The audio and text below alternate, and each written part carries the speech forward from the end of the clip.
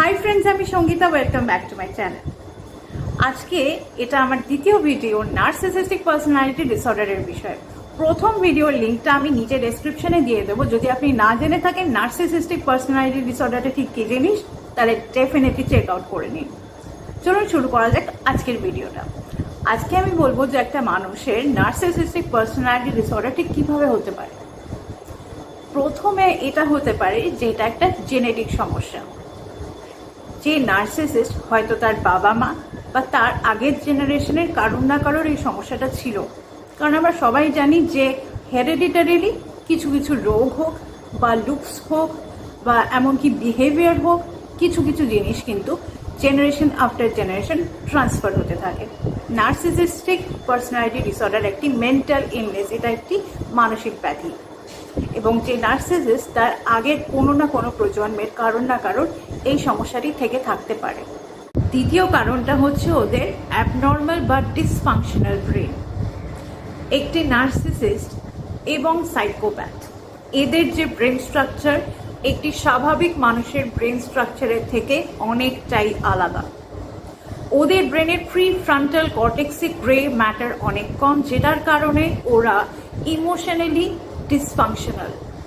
ওরা ঠিক মতন নিজেদের ইমোশন রেগুলেট করতে পারে না, যেটার কারণে ওরা সাফার করে ল্যাক অফ এমপ্যাথি।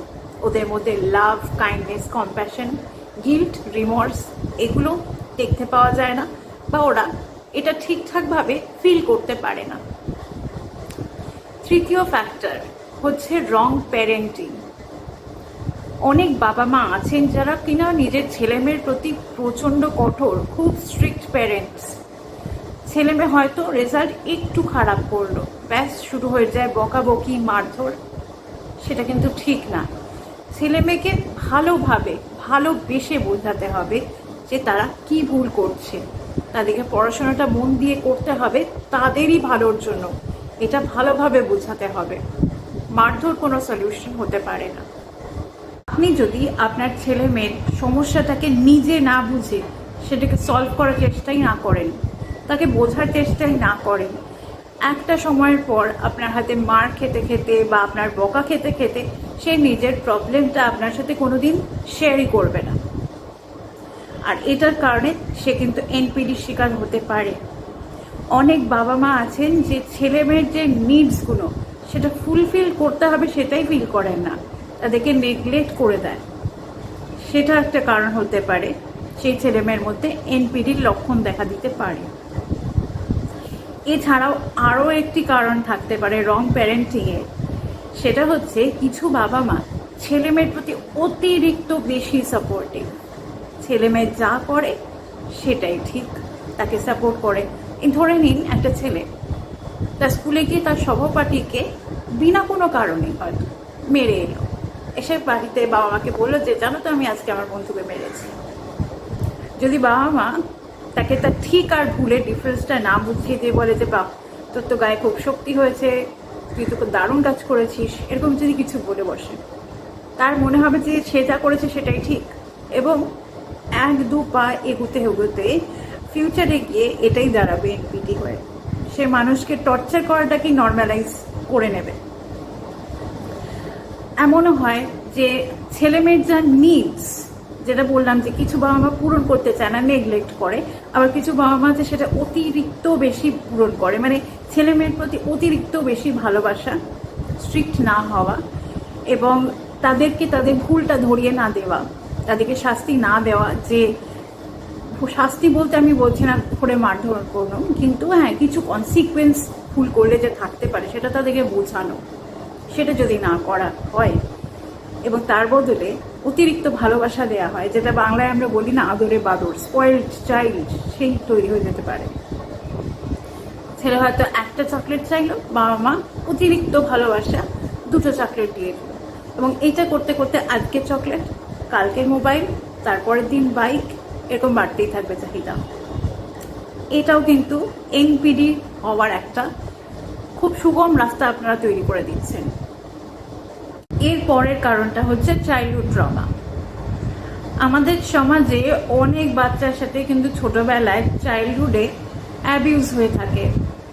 সেটা হয়তো তাকে মারধর করা হয়েছে খুব বেশি করে, বা তারা হয়তো অ্যাবিউজ চোখের সামনে দেখেছে, বা অন্য ধরনেরও কিছু অ্যাবিউজ তাদের সাথে হয়ে থাকতে পারে, যেটার কারণে তার মনের মধ্যে একটা ট্রমা থেকে গিয়েছে এবং সেটা কোনোদিনও সলভ হয়নি এবং তারা সেই ট্রমাটা নিয়েই বড় হয়ে উঠেছে।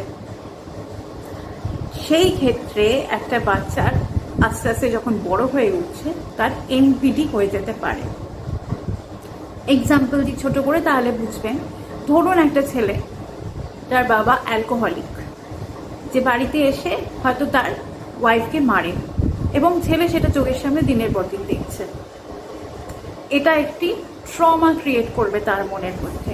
সে চোখের সামনে অ্যাবিউজ হতে দেখছে, সেইটা তার মাথায় বসে যাবে এবং এই যে ট্রমাটা, সেটা ধরুন কখনোই সলভ হলো না, তাহলে কিন্তু খুব সমস্যা হবে তার ফিউচারে।